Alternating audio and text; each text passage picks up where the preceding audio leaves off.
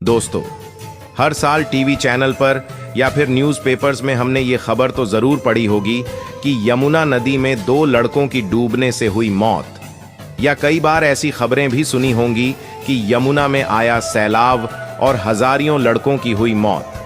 तो आखिर इन सब के पीछे का क्या है सच? क्या सच में यमुना में कोई रहता है या ये मानव जाति का एक धंधा है? आखिर ये सभी घटनाएं दिल्ली यमुना में ही क्यों देखी जाती हैं?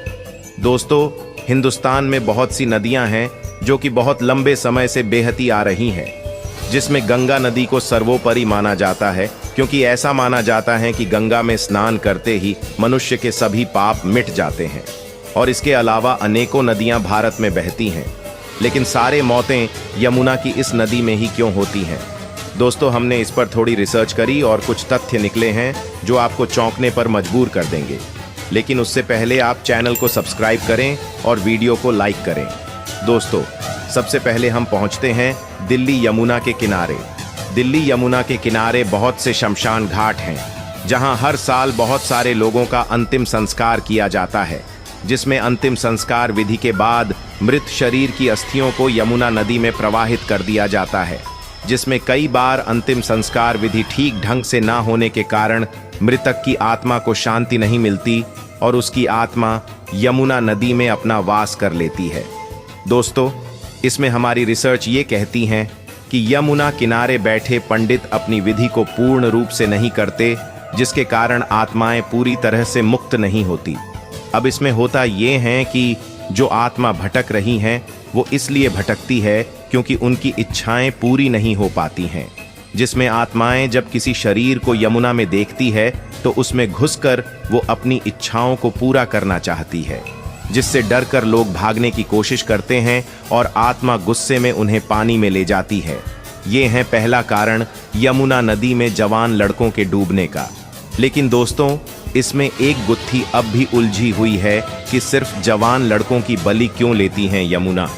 दोस्तों, अब हम बात करते हैं अपनी दूसरी रिसर्च की, जो कि मानव निर्मित घटनाएं भी हो सकती हैं।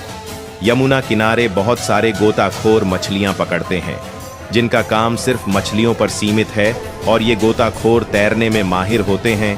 ये पानी में कई कई घंटों तक तैरना जानते हैं, तो कहीं ना कहीं ये मानव साजिशें भी हो सकती है। हो सकता है गोताखोर पानी के नीचे से जाकर उन लड़कों को नीचे खींचते हो, ताकि बाद में जब उन लड़कों के माँ बाप उन्हें ढूंढने के लिए आएं, तब यही गोताखोर पैसे लेकर उनके मृतक शरीर को निकालते हो। तो ये है हमारा दूसरा तथ्य। लेकिन इसमें भी हम संतुष्ट नहीं हैं, क्योंकि ये अगर गोताखोरों का काम होता तो वो लहासों को यमुना में रखते कहाँ हैं, और अगर रखें भी तो यमुना का प्रवाह काफी तेज है, जो कि शरीर को कहीं और ले जा सकता है।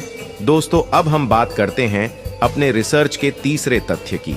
दोस्तों, पौराणिक कथाओं और मान्यताओं के अनुसार यमुना को सूर्य भगवान की पुत्री कहा जाता है और यमराज को यमुना जी का भाई कहा जाता है। यमुना नदी भगवान कृष्ण से धार्मिक मान्यताओं से भी जुड़ी हुई है। विभिन्न धार्मिक हिंदू ग्रंथों के अनुसार, विशेषकर पुराणों में इस नदी का उल्लेख किया गया है। ऐसा कहा जाता है कि जब भगवान कृष्ण को उनके जन्म के बाद यमुना नदी के पार ले जाया जा रहा था, तो यमुना ने नदी को 2 भागों में बांट दिया, ताकि कृष्ण की टोकरी ले जाने वाले वासुदेव को रास्ता मिल सके। तब से कृष्ण ने अपने बचपन और किशोरावस्था के वर्षों को नदी के किनारे बिताया था। दोस्तों, यमुना भी यम की बहन है, मतलब साक्षात काल की बहन। ऐसा माना जाता है कि यमुना जी ने विवाह नहीं किया, जिसके चलते इनका आकर्षण बल इतना ज्यादा है कि कोई भी जब यमुना किनारे बैठता है तो उसके दिमाग में अपने आप पानी में कूदने के ख्याल आते हैं, और लोग यमुना नदी कूद जाते हैं और तैराकी ना आने के वजह से डूबकर मर जाते हैं। अब हम बात करते हैं अपने चौथे तथ्य की। दोस्तों, जल में बहुत सारे जल जीव रहते हैं, जिनमें कुछ छोटे तो कुछ बड़े जीव भी होते हैं, और हमने कई बार ऐसी खबरें भी सुनी हैं कि यमुना में आया मगरमच्छ या कोई खूंखार जानवर। लेकिन अगर ऐसा होता तो कैमरा फुटेज में वो दिखाई जरूर देता। तो आखिर क्या है वजह यमुना का इस तरह से हर साल बलि लेने का कारण? तो दोस्तों, अंत में हमने एक और रिसर्च करी जो कि इस घटना की पूरी पुष्टि करती है। दोस्तों, भारत में नदियों को अत्यंत पवित्र माना जाता है और वे जहां भी जाती हैं उनका बहुत सम्मान किया जाता है। कभी नदी अपने साफ नीले पानी का दावा करती थी, लेकिन अब यह भारत की सबसे प्रदूषित नदियों में से एक में बदल गई है, खासकर राजधानी नई दिल्ली के आसपास। आज के समय में जब भी सबसे गंदी नदी का नाम लिया जाता है तो वो सिर्फ और सिर्फ यमुना नदी का, जिसका मुख्य कारण दिल्ली की ये जनता है। यमुना का पानी इतना काला हो गया है कि जैसे किसी नाले की तरह। तो इस गंदगी की वजह से ही यमुना नदी क्रोधित है, और जब भी कोई इसमें स्नान के लिए जाता है तो यमुना उसे पानी में ही डूबाकर मार देती है। तो अगर आप भी दिल्ली में रहते हैं तो यमुना में कूड़ा कचरा न डालें और यमुना की पवित्रता को बनाए रखें।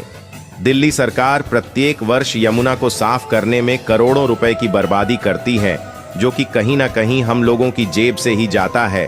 तो आज ही प्रण लें कि आप यमुना में कुछ नहीं डालेंगे, ताकि यमुना का ये भूत यमुना को छोड़कर कहीं और चला जाए। दोस्तों, कमेंट में जय हो यमुना मई की जरूर लिखें। इसी के साथ वीडियो में अंत तक बने रहने के लिए धन्यवाद।